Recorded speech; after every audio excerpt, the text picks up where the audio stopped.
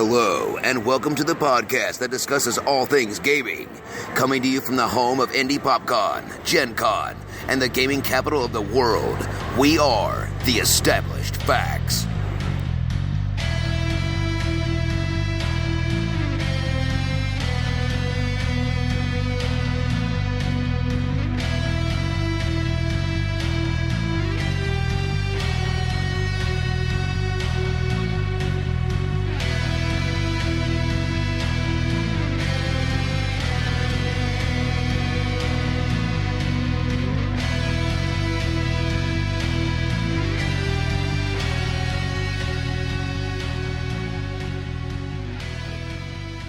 Hello, everybody, and welcome to episode 167 of The Established Facts. We are here to talk to you a little bit about large group gaming versus small group gaming today. But before we get into our discussion, let's go ahead and go around the table and introduce who we have today on our show. And we'll go ahead and start to my left. Prime. I'm Lance. I'm new dad Josh. Well, you were a dad before. Again. Yeah, re-dad. You're re-dad. You're redadded. Dad part 2. You've been That's right. rededicated. You've been re-dedicated. Dad part 2, the daddening. That's right. The Dad do. Dadlands. Dad part 2. That's right. Dadlands. And I am, of course, your host and ADD specialist, and I don't mean Dungeons and Dragons either. Squirrel. That's right, Big Don. So we're going to talk a I'm gonna little call you bit. Squirrel now. Oh, you're going to call me Squirrel? Please don't call me Squirrel. No mas. Yeah, there's a. Never mind. It's a long, I know drawn too out, much about, really yeah. dumb, boring. We're story. done talking. All right. We are. No. We will check. Come on. You later. Wait, we What? shortened the last episode. Oh, we did. You're right. You did, and we don't have a Deb with a face full of sandwich and baby on board. At the moment, yes. She may be here like, no, that baby on board. That That All was right. quick, sir. That was a turnaround. That was a turn. You're supposed to wait, Josh. I'm waiting. if not for your sake, for hers. Yes, for hers. For us. Oh, good. For the refractory period. As you can tell, it's all guys on the show Yep. today. Yep. And it's early. Or And late. it's early, yeah. Depending on That's how right. you sleep. That's right. I'm completely Cobra. Wow. Wow. That took me a minute to even decipher what you just said. Okay, so we want to talk a little bit about large group gaming versus small group gaming, and I'll go ahead and define what those parameters are, and we'll go ahead and go around the table in the same order that we introduced everybody to do our quick fire versus, and then we'll kind of go into a discussion, like we do on just about every one of our episodes. So, large group So if you're game- new to the podcast, that's what's going to happen. That's what's going to happen. Large group gaming would consist of, my definition is anything with 10 or more players. So your Werewolves of Miller's Hollow, or Are You a Werewolf, if you know it more by that. Two Rooms and a Boom. Anything that would consist of 10 or more players. Even party games like Apples to Apples or Cards Against Humanity, things like that would be considered, depending on the crowd, a large group game. They're easily played by more than 10 players, whereas small group games might be a Pathfinder or Dungeons and Dragons game or a role-playing game in general would be considered a small group game because from a GM's perspective, it's, in my experience, very difficult to run a game for more than 8 people, much less 9 or 10. Let's see, Resistance the Resistance, Coup, things like that. 4 to 9 players. 4 to 9 players would be a small group game. I guess you could say 3 because 3 is technically a group. Any more than 2 is a party game. That's true. Yeah.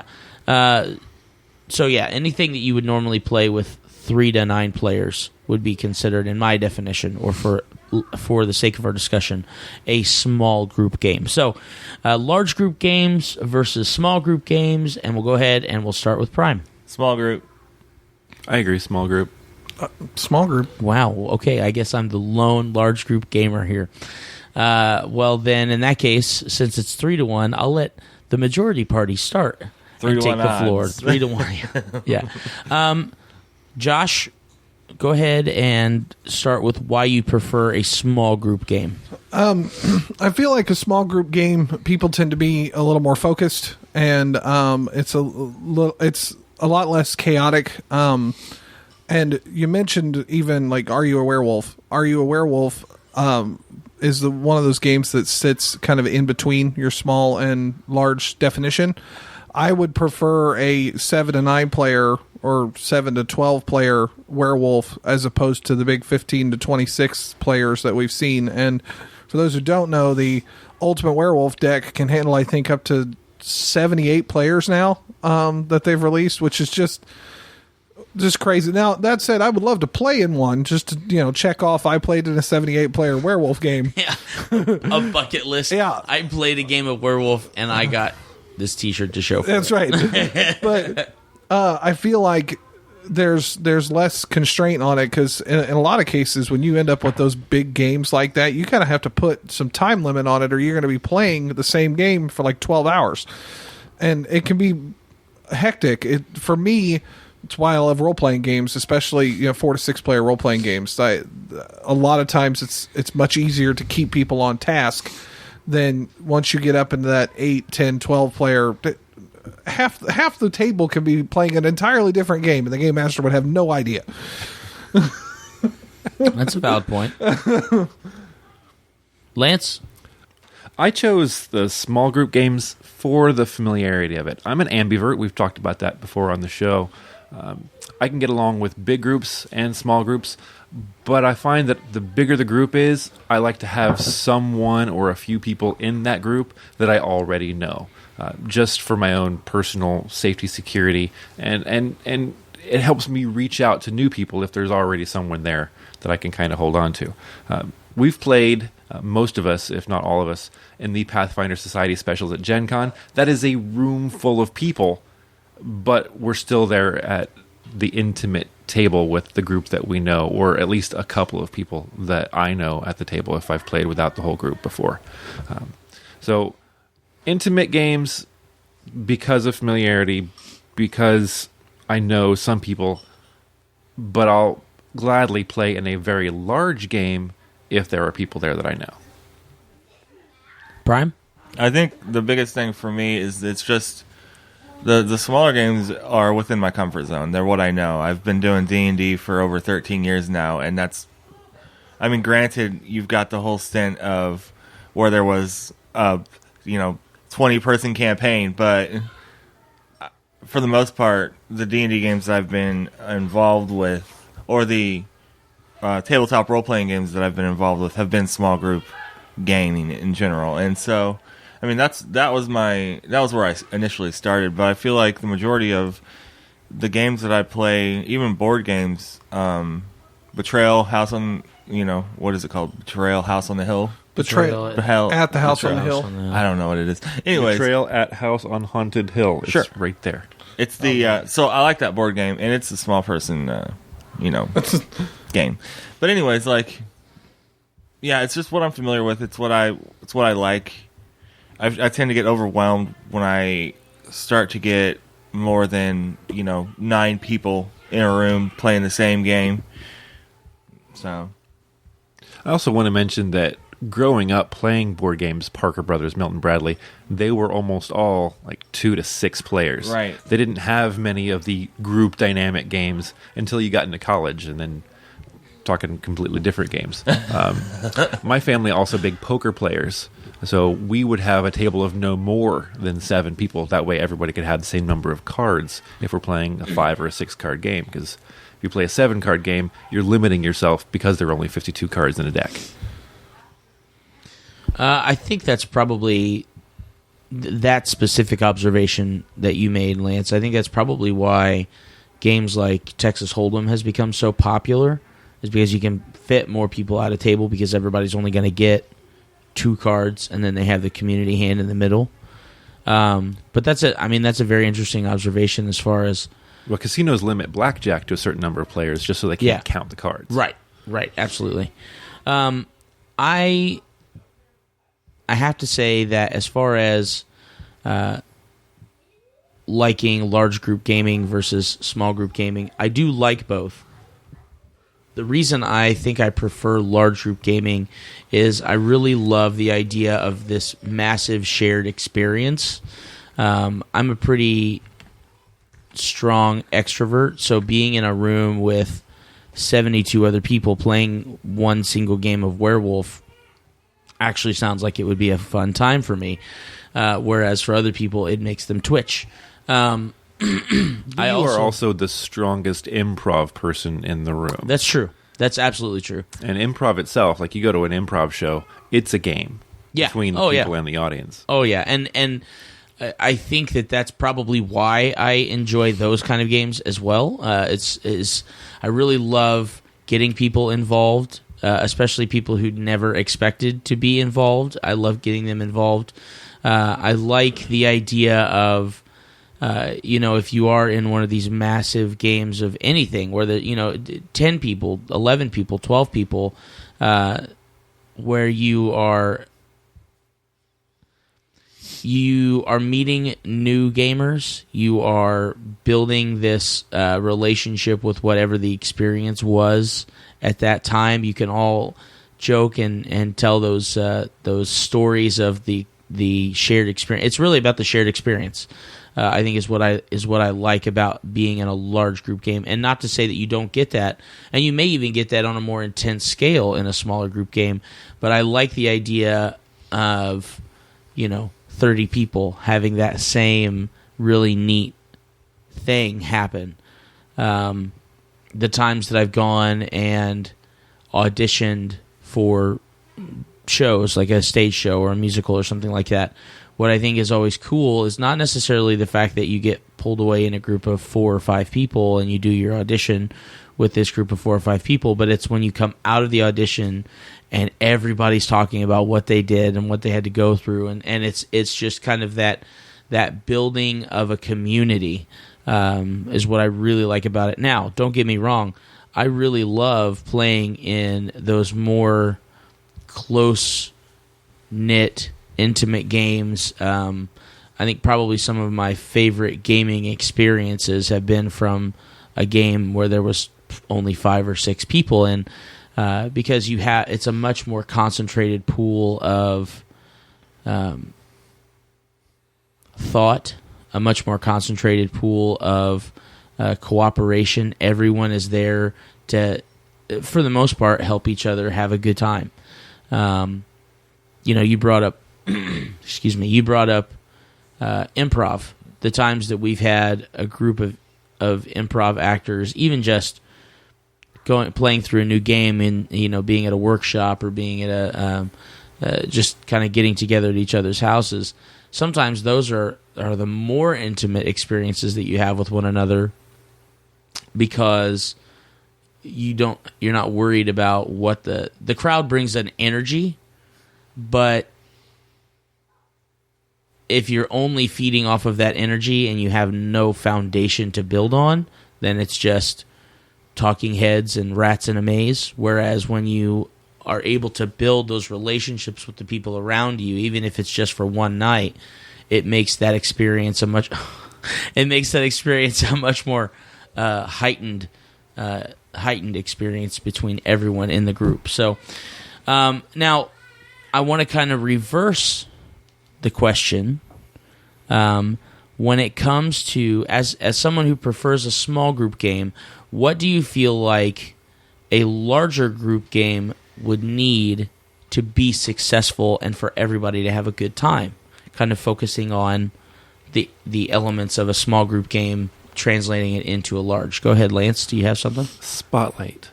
I think the thing that makes the small group so drawing, I guess is the word I'm going to use, even though that's not the right one, is everyone has an opportunity to have the spotlight for a moment. In the larger games, that the time in the spotlight is considerably smaller, if at all.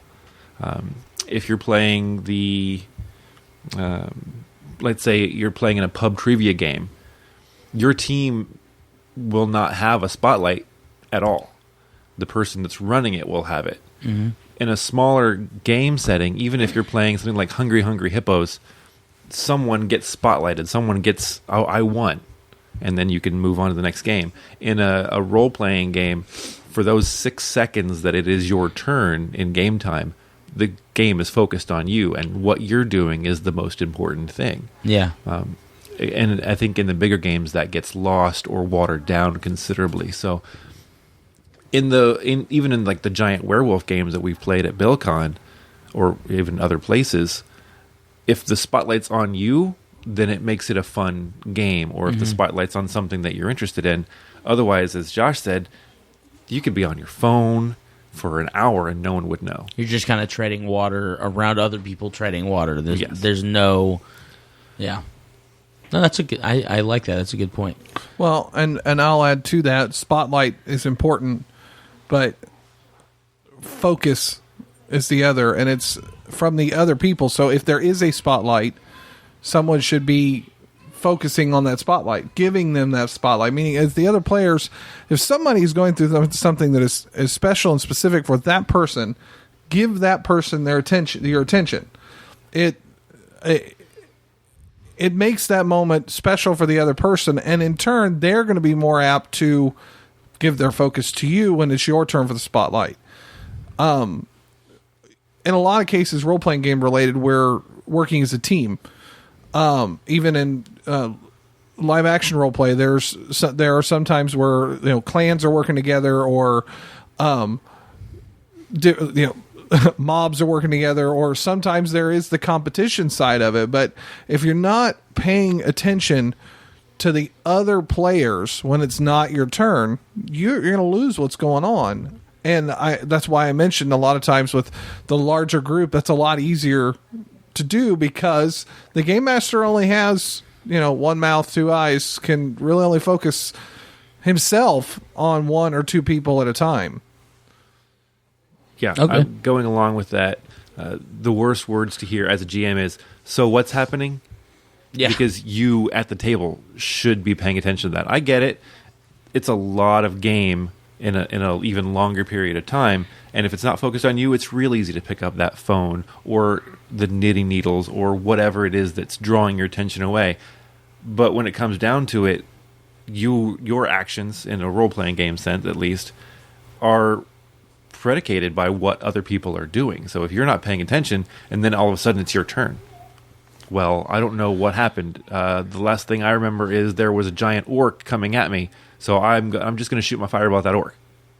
Well, that's great, but your team killed that orc, 6 people 2 ago. players ago, yeah, something, yeah. So thanks for paying attention. Right. And that kind of hurts. As a GM, that hurts. That, okay, is the story that I'm telling, is the game not as important to you? What else is more important? Yeah. So if there was a way to kind of remove that, and this is a whole nother conversation from a whole nother topic, and I think we've covered this topic before, but I think that really hurts the game, is losing that focus, Josh.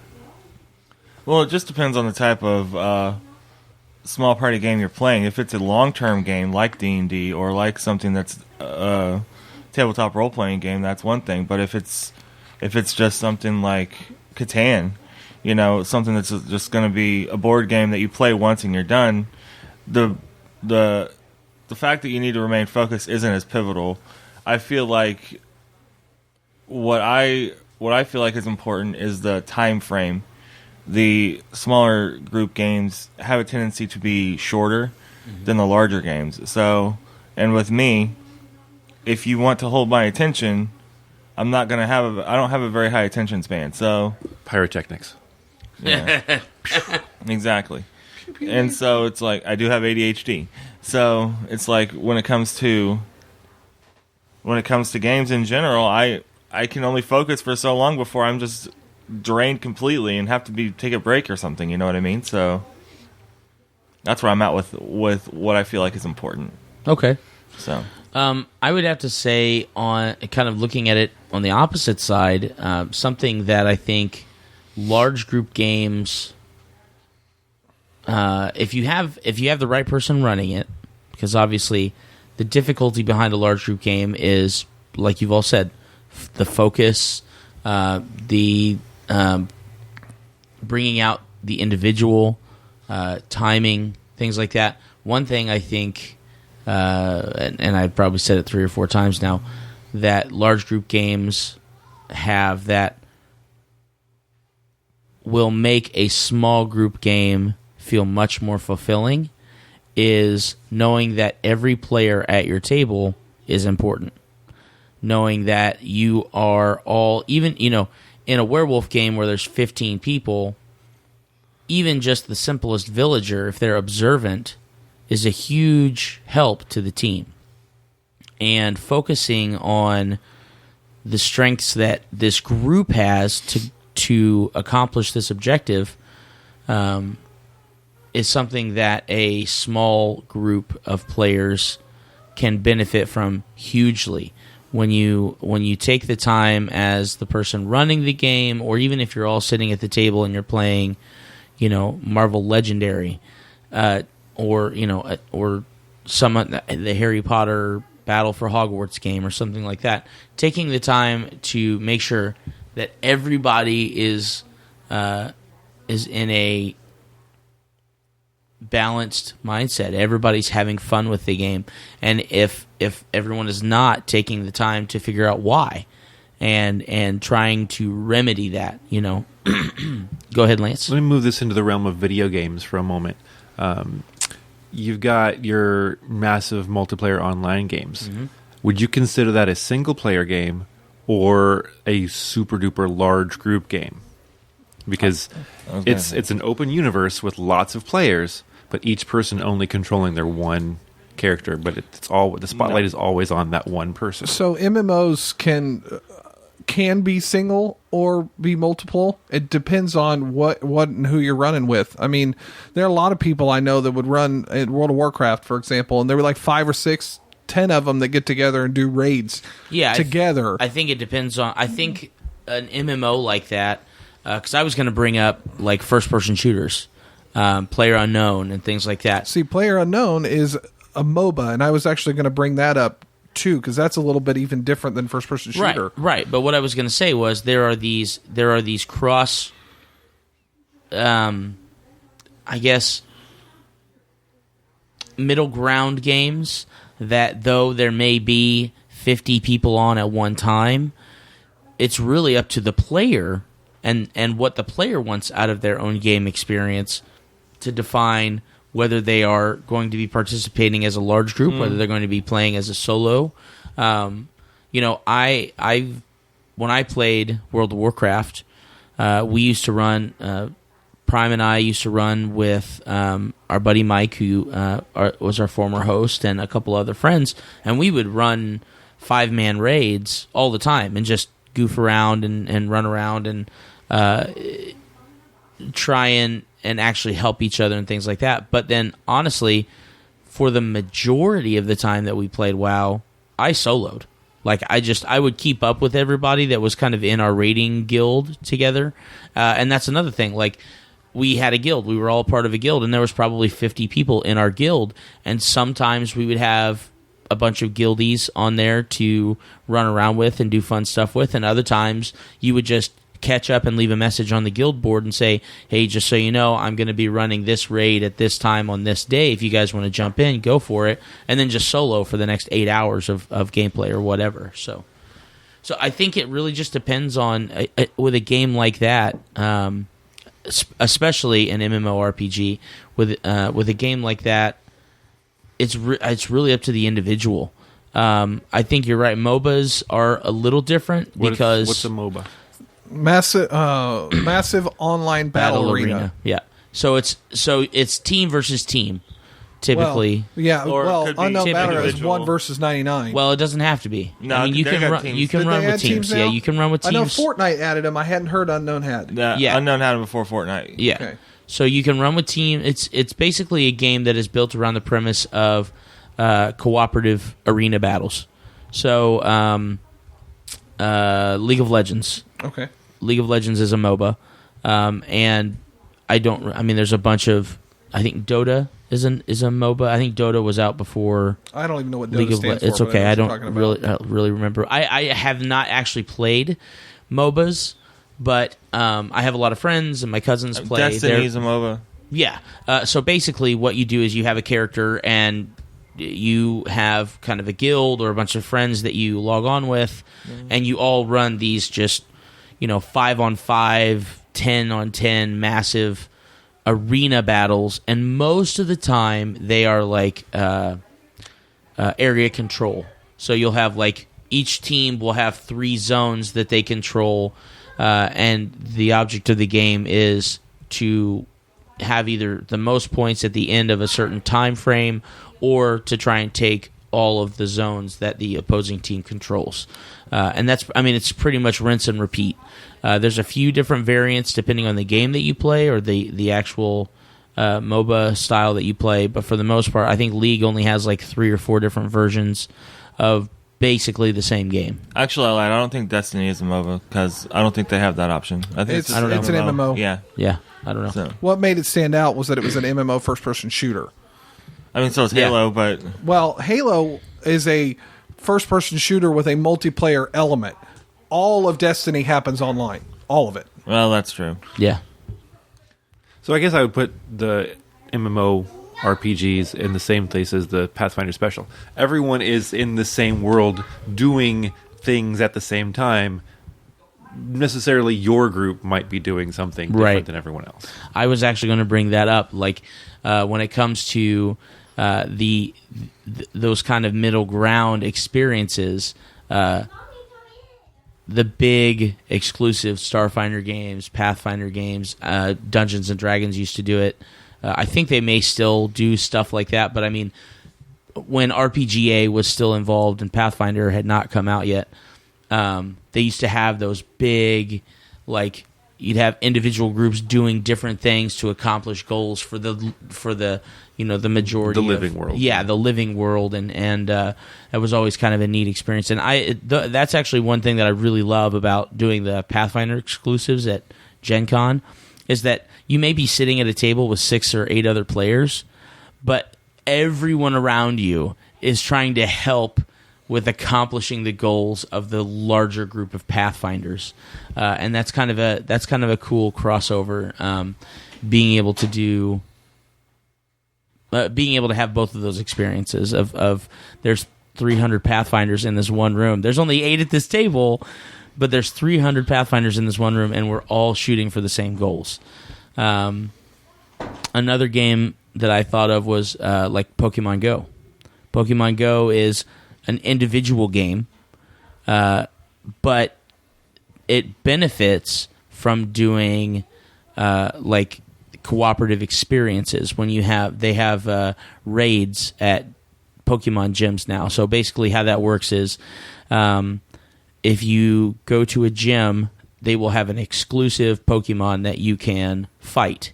If you fight it and you defeat it, then you have an opportunity, depending on how well you performed in your battle, to get these special raid Pokeballs. You can use those Pokeballs to try and catch that specific Pokemon. Do you no longer take over the gym? Yeah, you can still battle for the gym and things like that, but when there's a raid going on, the gym is not open to be taken over. So it's not like there's not an exclusive gym that's only ever going to have raids. It's a couple times a day for 35 minutes at a time or something like that.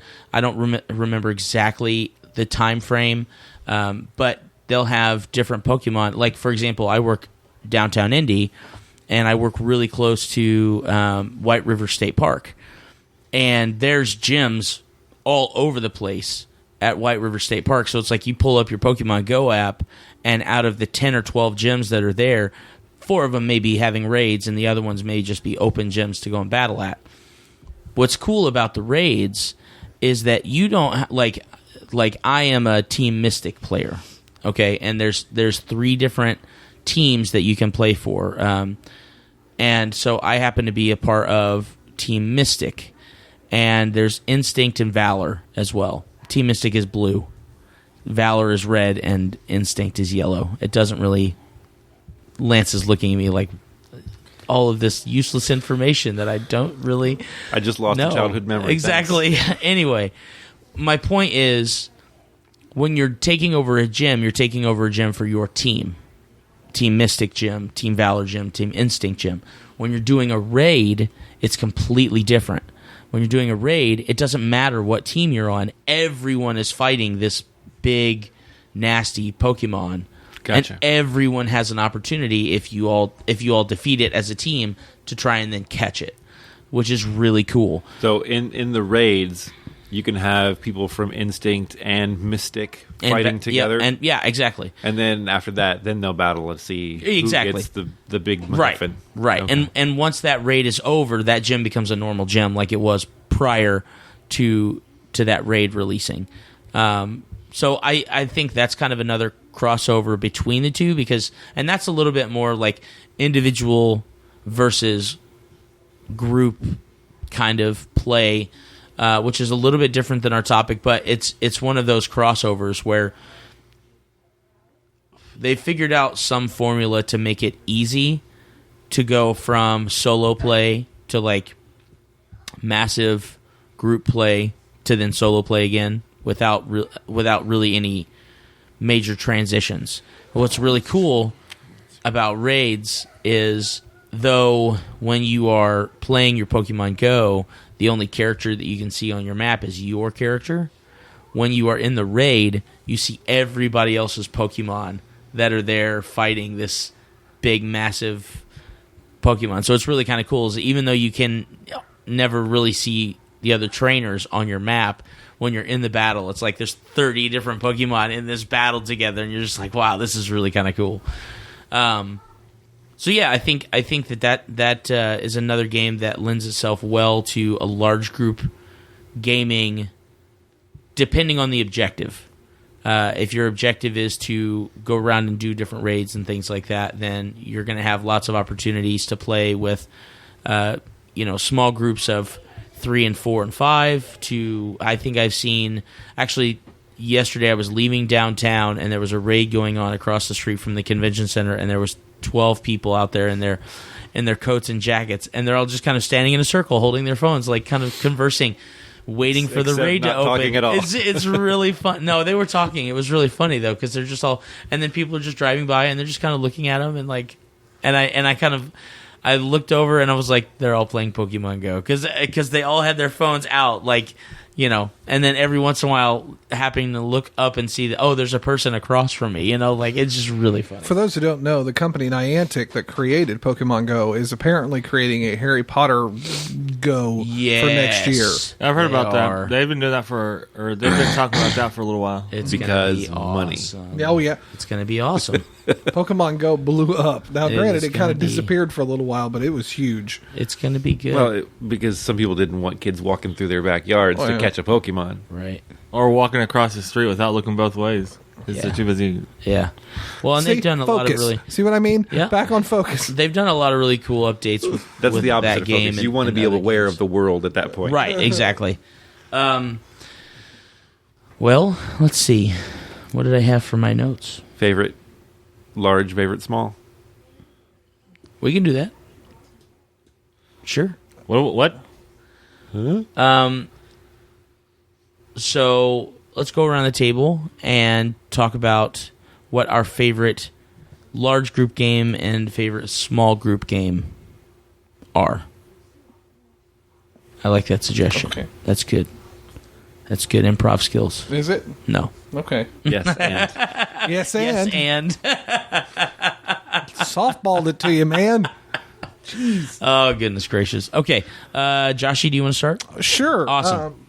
Small group. I'm probably gonna be the obvious one with Pathfinder. I really enjoy playing Pathfinder, and I think from 4 to 6 players, I think Pathfinder is very successful in team building and being able to tell a story and focus together. From a large group, I'd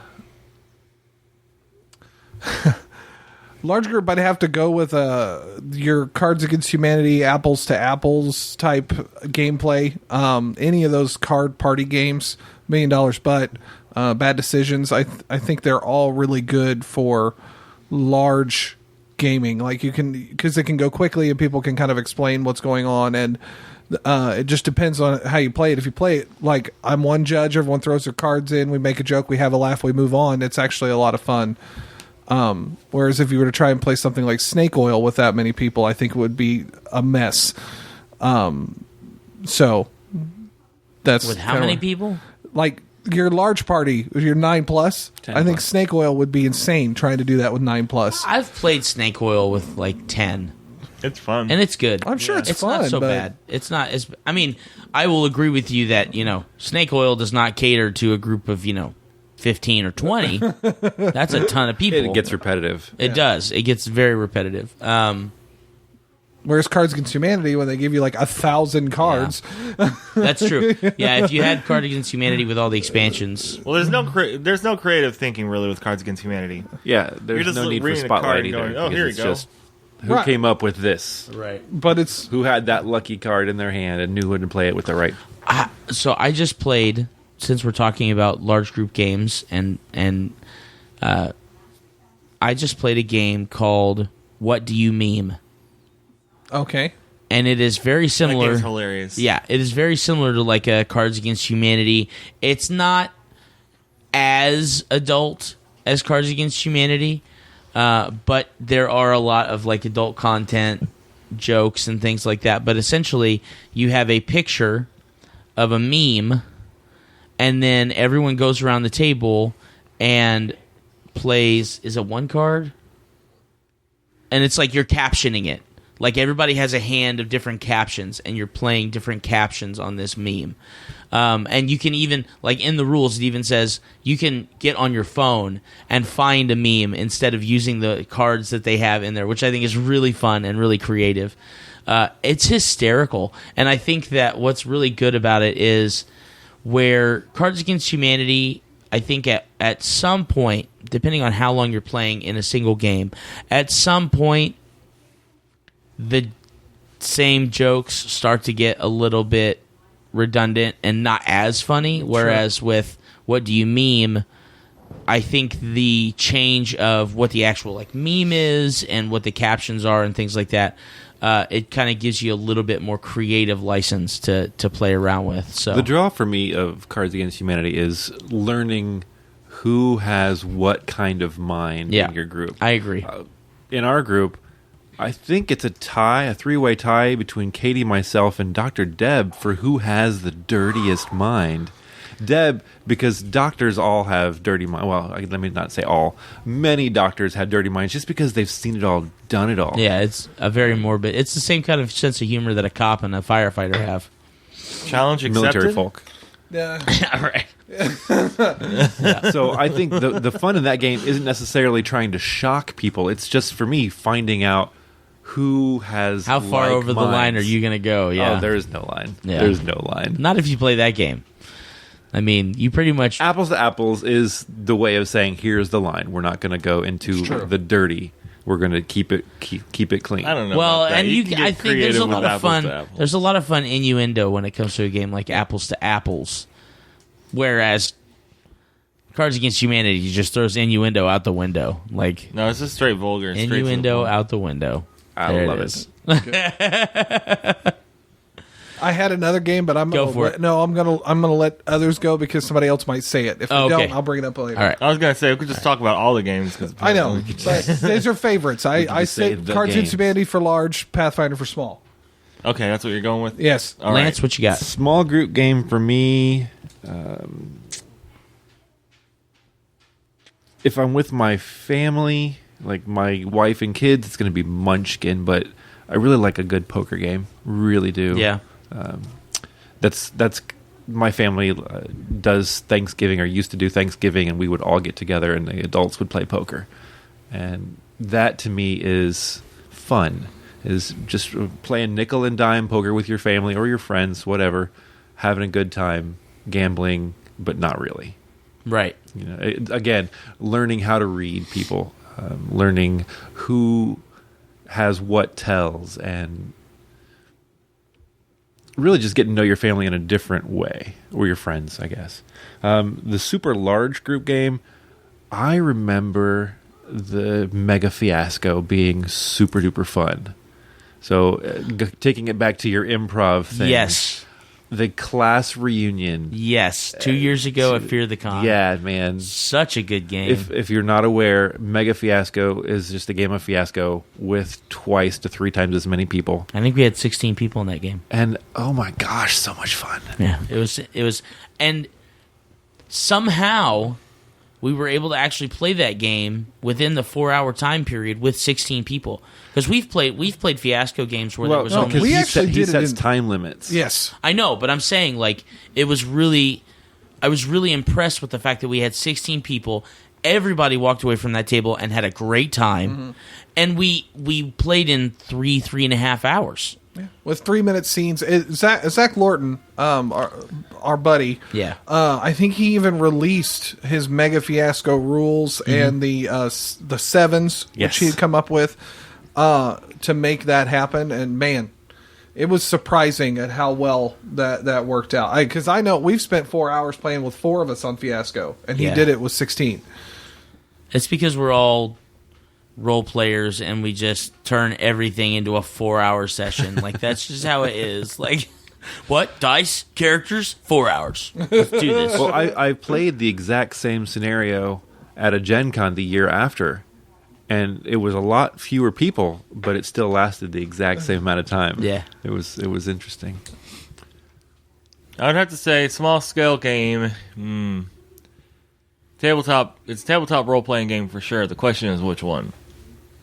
Because I've played so many different tabletop games. Cyberpunk. I think Pathfinder is good because it's what I'm comfortable with. It's easy. I know the rules.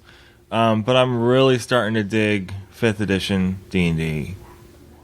Like, I'm really starting to dig how they set up the classes and everything. But beyond that, I would say large scale is a bit more difficult for me because I don't necessarily get into large scale games that well. So I don't know. Maybe Werewolf is. I don't know. Shot in the dark. That's all I got. That works. Okay. I feel like it has been a redundant small group versus large group games, but I would have to agree that my favorite small group game is probably going to be Pathfinder. I think D&D 3.5. I mean I do love D&D 3.5. Good What? for you. Yeah, right? Good luck finding anyone that'll play it now. I don't I'm dislike not- I'm 3.5, not- but I- Pathfinder fixed it. I don't know. Pathfinder's getting a bit book heavy. Well, they have Yeah. to, but at least they're Yeah, not but- putting on new rule sets. And they're not getting any more or less book heavy than the new D&D books. I'm just The saying. new 5th ed books are so huge. I just remember Pathfinder. You only need one book. You only And need that one was- book. you only And need you can still play with the just core one rule book. But You really But- only need the but core if rule you book and a want the phone. full experience. Then you get a phone and you Then you get a an phone. app for That's free. right. You And just download have the all apps. books. Yeah. Just download the apps and the PFSRD, and then you're good to go. So as far as a small group, I would have to say Pathfinder is probably my favorite, but I do really love playing just general board games in a small group, like the 3 to 5 player board games. I think are a lot of fun, especially because in a 4-hour game session, you're playing one game of Pathfinder, whereas in a 4-hour time period, you could possibly play 2, 3, 4. 50 games of Masters of the Universe. Well, that's true. Yeah, 50 games of Masters of the Universe. That's a fun That's game. such a good game. And then as far as large group games, I would have to say my go-to is probably Are You a Werewolf? But I will That's also... a game. Are you a werewolf, bud? Yes, Are You a Werewolf? But... that sounds like a fantastic variant of the game. Everyone's Yes, I the am, townsfolk. but I'm also I'm a townsfolk. also a dentist. What clean teeth you have, sir! Better to fight cavities with. That's right. It Oh, just my became goodness. an improv game. Yeah, it did. I'm a werewolf, That's exactly but what.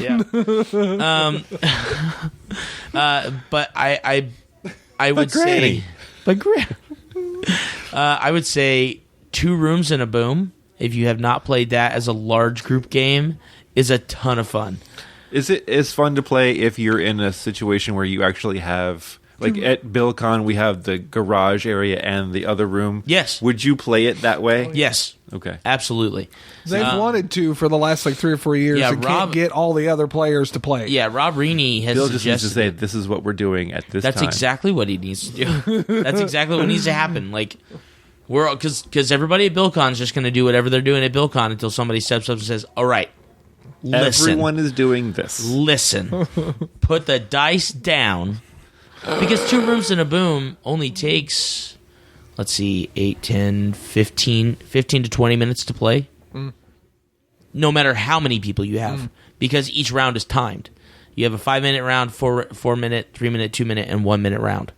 And each time you go to a round, each group is choosing a couple, 1 or 2 people to switch rooms. Then Bill Stivers, if you're listening, make this the Saturday morning before everyone gets started thing. Yeah, I think that would be a lot of fun. 2 Rooms and a Boom is a very, very good game. Werewolf is always going to be near and dear to my heart when it comes to a large group game, though. Mostly just because I really love... Frisbee. I like Yes. I really love the Multiplayer intuitive perspective of playing a game like that, where you're just kind of sitting back and allowing yourself to figure people out and figure out who has what tells and what they're going to say. I said Frisbee, and that got me to thinking that football is a game. So That's would true. you include that in large group game? Sure. Do you, if you enjoy playing So football? Team sports. would Team be- sports, yeah, absolutely. Does that change your answer? Between large Board and- games or a sport? Oh.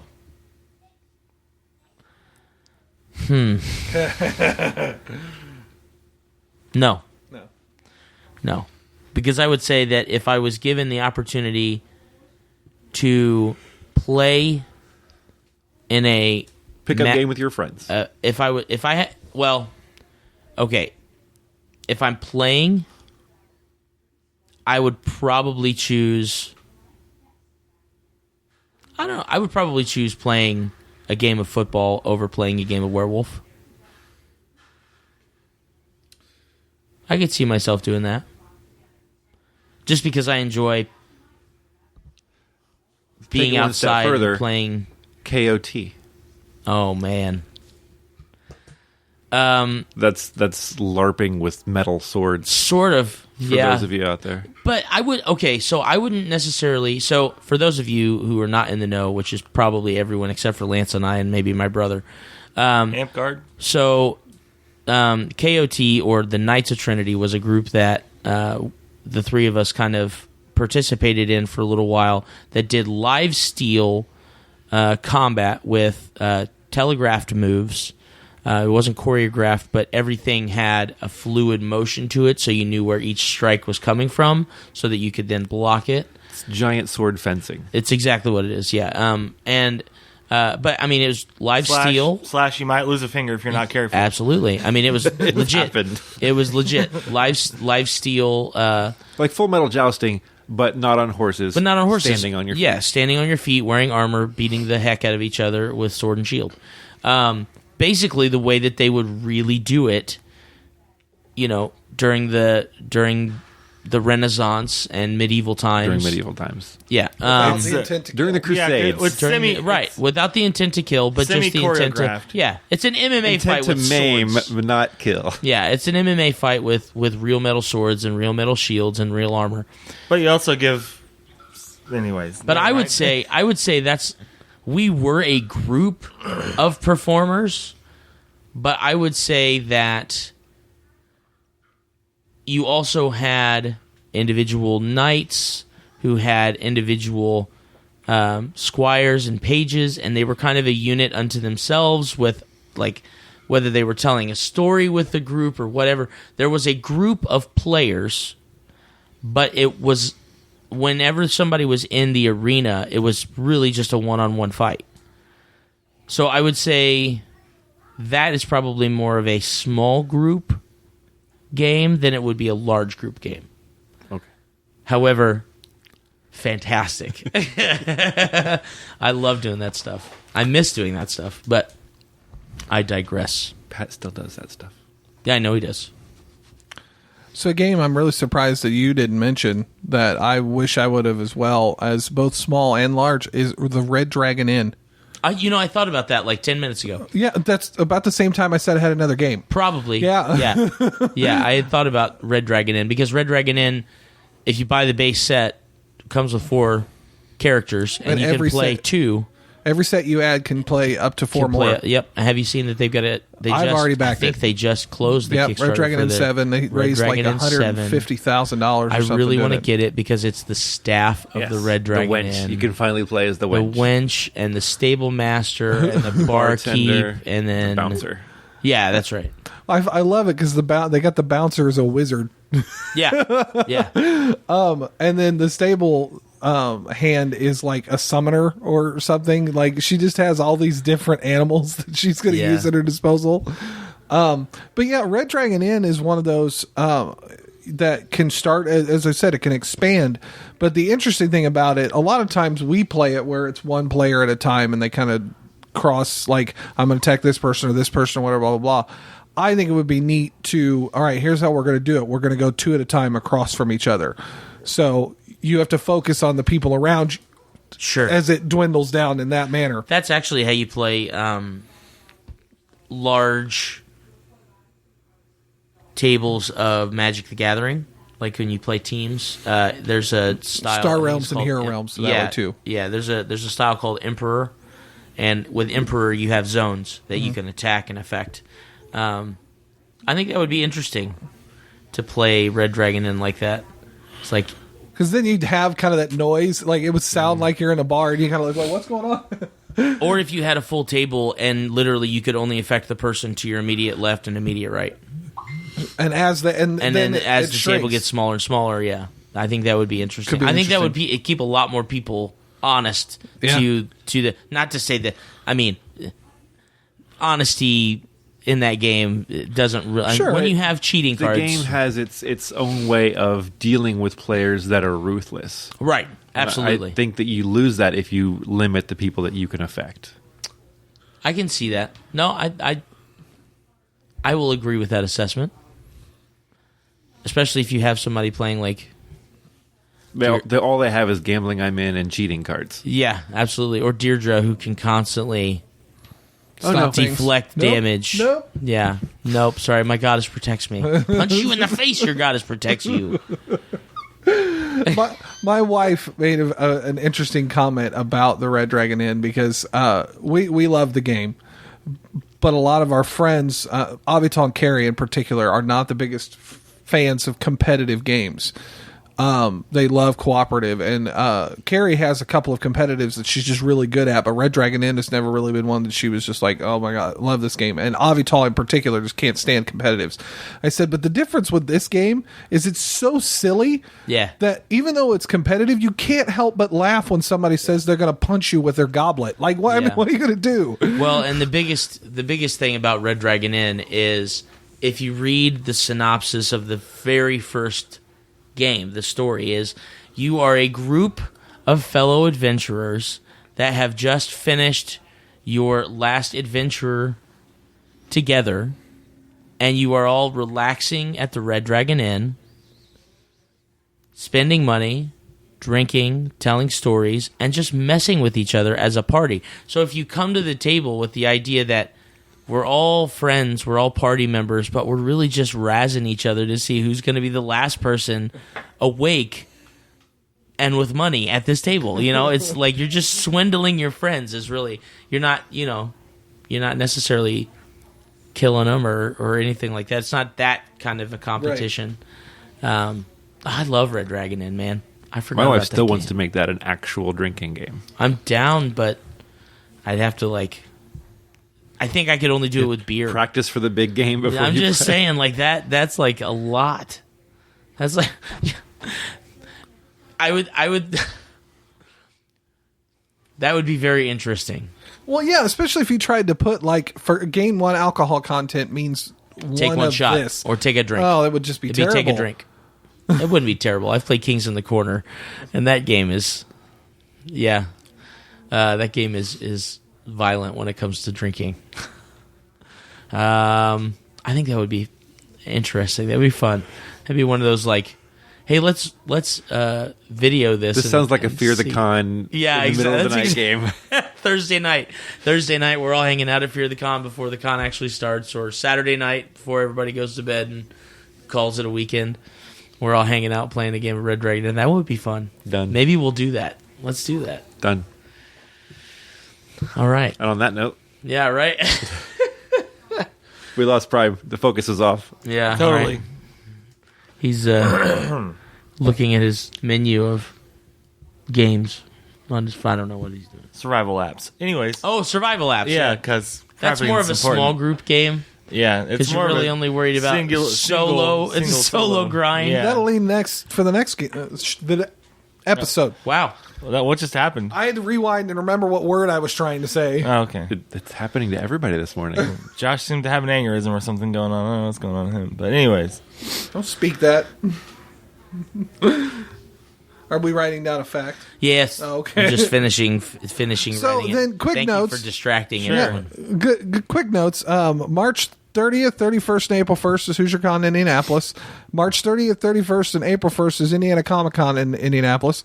June 7th, 8th, and 9th is Indy PopCon in Indianapolis. June 22nd, 23rd, I believe, is Fear the Con in St. Louis, Missouri. And August 2nd through the 5th is Gen Con in Indianapolis.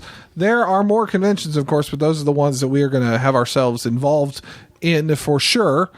So Origins? please check them out. Huh? When's Origins? Origins is actually in between PopCon and Fear the Con. So Dan and Derek are actually going out with the Independent Game Network because I think they're going to have some board games ready to sell at Oh, Origins. super cool. Yeah. I haven't seen the games themselves. I've only heard that they exist. So they are going to be Daniel's coming. games? Yes. Yeah. They're going I to talked to him a little bit last year about some of the stuff that he was working on, he and Daniel. Well, Or he and Derek. Derek is going to help us out at PopCon for information to come. He's going to help us out with that, and I guess they're leaving like Sunday because the Independent Game Network or whatever is doing a 2-day like meet and greet, learn about each other's games so that everybody can sell each other's games. Retreat before Origins actually starts. Okay. That's So, awesome. Yeah, So if you... When is Origins? the week between PopCon and Fear the Con. Okay. Yeah, It's in Columbus still, right? I believe that's right. Yeah. Origins Game Fair. Origins Game Fair. Yeah. says June 13th to the 17th. See? Yeah, that's the in-between weekend. So go to PopCon, come and see us. Go to Origins, go and see Dan and Derek. And then come to Fear the Con and see all of us together. Yes. All right. I think that's I know we got confirmation that we will be at HoosierCon. Yes. Some of us are going to stop by Indiana Comic Con on the way for a couple autographs. I wasn't sure if I was going to go, and then my wife said, well, Jonathan Frakes is going to be there, and so is Renee O'Connor, who, if you don't know who those people are, it's number one from Star Trek The Next Generation, Riker, and Gabrielle from Xena the Warrior Princess. Is Renee My O'Connor. favorite character. Renee O'Connor. Oh, Xena or Renee O'Connor? / Gabrielle. Gabrielle. Okay. The one with the staff? Blonde. Oh, okay. Got it. So. Anyway. On our last episode of The Established Facts, which I was listening to the end of our episode on my way here. Why do you guys let me do this crap? I don't know. I mean, you all let me just do this to myself. It really just hurts Oh, me. well, you mean the established fact you came up with? they're just so insane. Are they becoming paragraphs now? Yes, this one is definitely 4 lines of text. Okay. On episode 166 of The Established Facts, we established that we are the official, sarcastic, hilariously jovial, hat-wearing, kitten corralling, schedule making, suspicious, childbearing, loving, yellow, podcast of doom, in a box, part 2. What just happened there? I don't have any idea. My brain stopped working halfway through. Mine did too. On episode 167 of The Established Facts, what are you looking at? Is it 3 lines also? Yeah, but they're bigger it's words. They're bigger words. Conundrum. It's in iambic pentameter. There's less. There are fewer commas. Yeah. Don't hold him to that, please. Okay. So for episode 167 of The Established Facts, our new fact is large and in charge, or tiny and shiny. Group games are fun, so throw your innuendo out the window. Good. Thanks. That was almost a poem. It was kind Almost. of a poem. That's why he said iambic pentameter, because Yeah. he wanted to make it sound He like dropped he knew out what of he was school. doing. He doesn't. Okay. I thought he said numeric something. Procrastinator. Yeah, that was it. Numeric procrastinator. Yep. He does things. He would later have counted, but by he's the- waiting for tomorrow. The numeric procrastinator, the guy who delivers his taxes a day late. He's also That's the right. accountant. That's right. All right. Thank you so much for joining us on episode 167 of The Established Facts. We love you, and we will check you later. Bye. Bye. Yeah. Deuce. Please visit us at www.theestablishedfacts.com and our Facebook page, facebook.com/theestablishedfacts. If you would like to support us by buying some merchandise, visit cafepress.com/castingrobot. Bonus.